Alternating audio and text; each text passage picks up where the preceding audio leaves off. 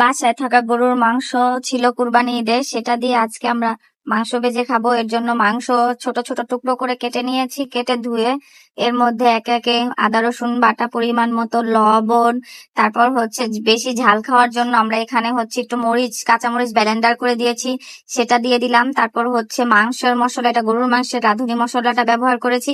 তারপর হচ্ছে হলুদ, পরিমাণ মতো লবণ, মরিচ গুঁড়া, তারপর হচ্ছে সয়া সস দিয়ে এটা সুন্দর করে হাত দিয়ে মেখে নিব। যদি হাত জ্বলার ভয় থাকে তাহলে আপনারা হচ্ছে চামচ দিয়েও মাখতে পারেন। এটা আমার মনে হয় ভালোভাবে মশলা মিশ্রণটা মাংসের গায়ে লাগে না, তাই আমরা হচ্ছে হাত দিয়ে মেখে নিচ্ছি। হাত দিয়ে মাখার পর এটা যদি হাতে সময় থাকে তাহলে হচ্ছে 2 ঘন্টা মিনিমাম রেস্ট দিবেন। বাট যদি হাতে সময় না থাকে 10 থেকে 15 মিনিট, মিনিমাম আধা ঘন্টা রেস্ট দিয়ে তারপর হচ্ছে এটা ভেজে নিবেন। আমরা হচ্ছে মিডিয়াম আঁচে এটা, একটু গরুর মাংস যেহেতু শক্ত থাকে তাই হচ্ছে একটু বেশি সময় ধরে ভেজে প্রায় 8 মিনিট ধরে কুক করার পরে যে আমাদের ফাইনাল এটা এসেছে। আশা করি ভিডিওটা আপনাদের ভালো লাগবে। ভালো লাগলে অবশ্যই একটা লাইক দিবেন। Thank you, by.